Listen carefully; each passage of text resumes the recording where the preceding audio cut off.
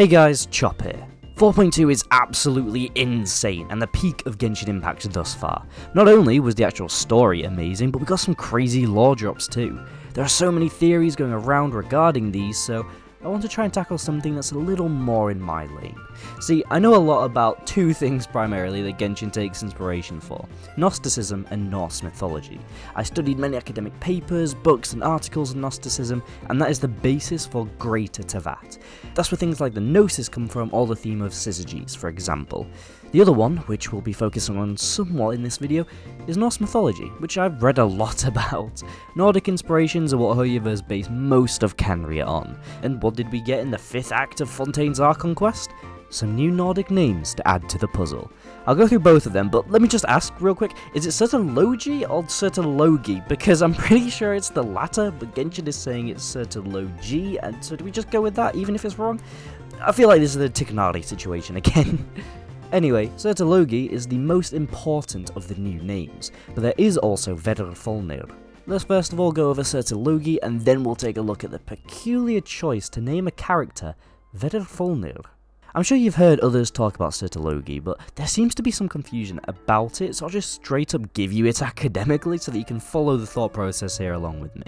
Surtalogi translates to Surt's fire, whereby Surt is a fire giant and the ruler of one of the 9 realms, Muspelheim. Surtur is thought to come from the Old Norse word meaning black, but that likely has no connotation here at least. However, this is now where it gets interesting. See, Rudolf Simek, in Lexicon of Germanic Mythology, believes this to be the name of Surtur's sword.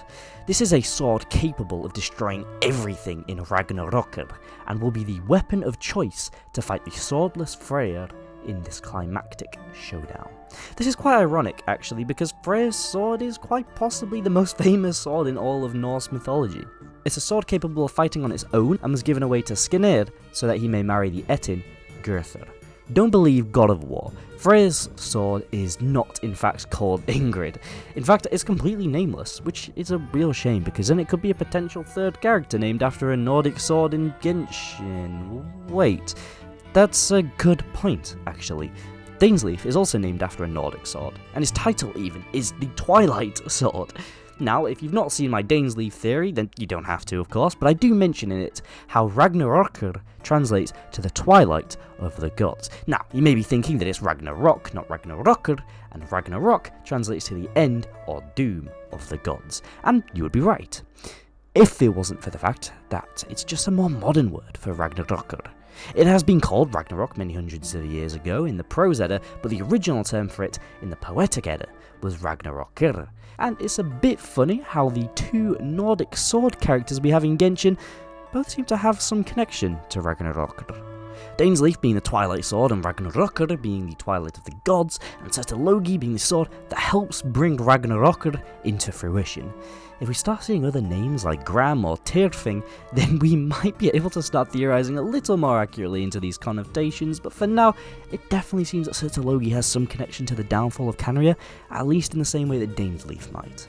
Remember, this is most likely a Canrine, simply by the naming scheme, who went to the Abyss long enough ago that they were child's master's master. They are old. They could have absolutely dug out of Canria and into the Abyss, and given how expertly trained Skirk is in sword fighting, I would hazard a guess that Surtalogi knows a thing or two about it as well. And who in Canria might be trained in sword fighting? Let me think. The Royal Guards, perhaps? You know, like Dainsleif? We're not too far away from Dainsleif potentially coming back for his annual appearance, and we might get to ask him about this Surtalogi figure that I'm currently hypothesizing him to know about.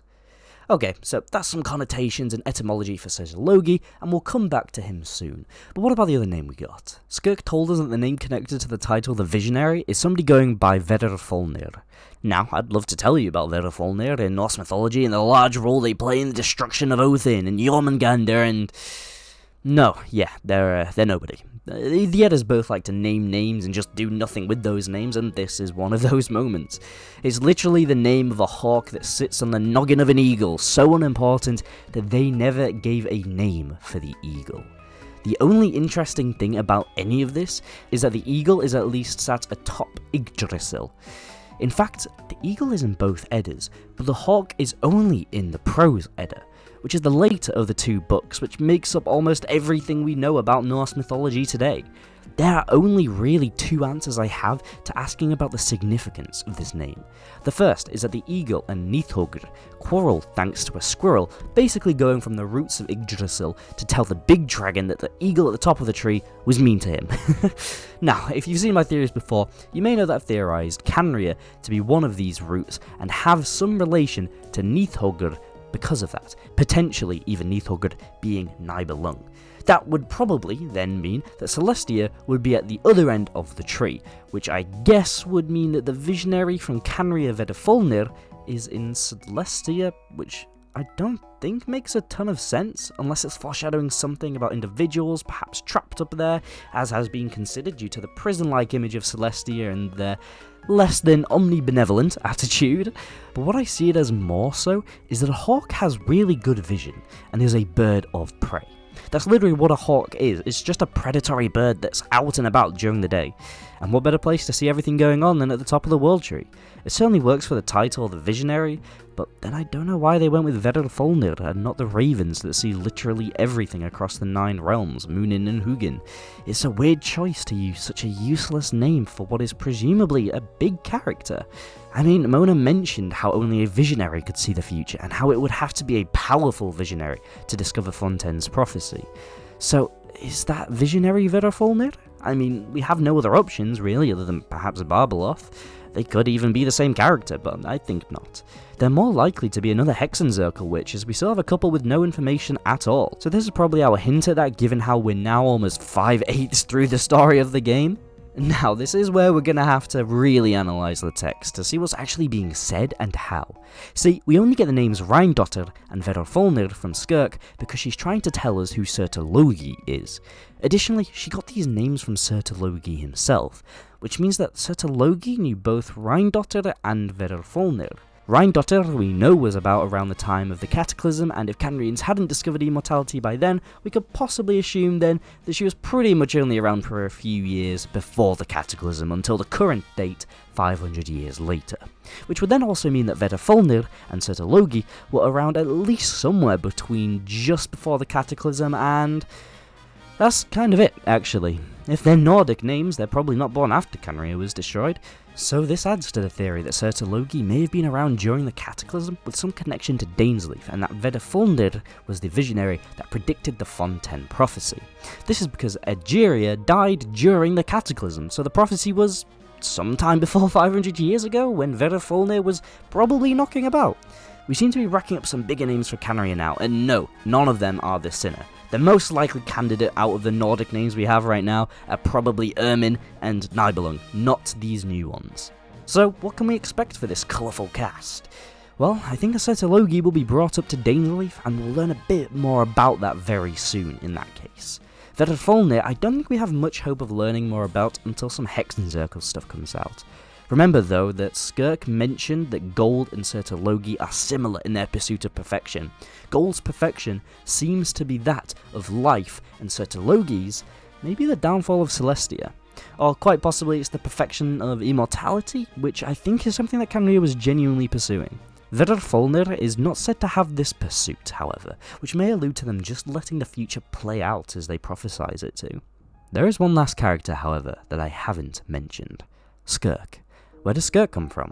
Well, my best findings led to the name Skirt, which is only one letter off to be fair, so let me off here. My pronunciation tends to be okay for most languages, but Aztec is one that I struggle so much with, so please bear with me here. Chalchuticle was an Aztec deity of the sea and belongs to a large pantheon of rain gods. The name essentially translates to She of the Jade Skirt, which is where we can get Skirk from. Skirt and Skirk. It may sound like a long shot, but hear me out. Natlan is currently thought of to be based on Aztec mythology, and seemingly some West African inspirations too, but I think that's a bit more minor. A bit like the English in Fontaine. We're all just stuck in a prison. So Skirk seems to be from Natlan. Random little side note too, healers used hydromancy to call for the goddess to heal sick children, which isn't really too relevant, but we did get Mona, the only hydromancer in the game thus far, in the same quest that we got Skirk. And Skirk mentioned a visionary who presumably also used hydromancy similar to Mona, just more advanced. So, but loose connection for sure, but it's neat to note nonetheless. Now, what of her being a sea goddess? Well, she was introduced in the quest all about the primordial sea. And what are we probably going to get in Natlan, which seems to be Skirk's home nation?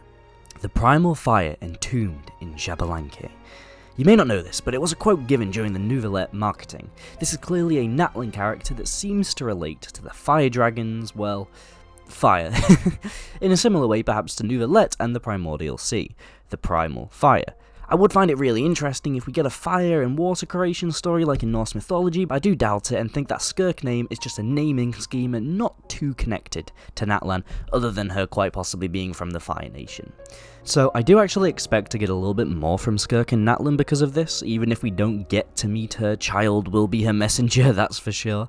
I am really buzzing about getting this Surtalogi name drop though, and puzzled by Vedrfolnir, but all will be revealed in time, I'm sure. I have other theories coming soon too. I love this update, and Genshin finally feels like a game I can love again. Plus we're getting into crazy lore territory in the later versions on Fontaine, which I can go fully crazy in. But expect more theories and videos before then too. Until then, however, I'll see you next time. Chop out. Bye.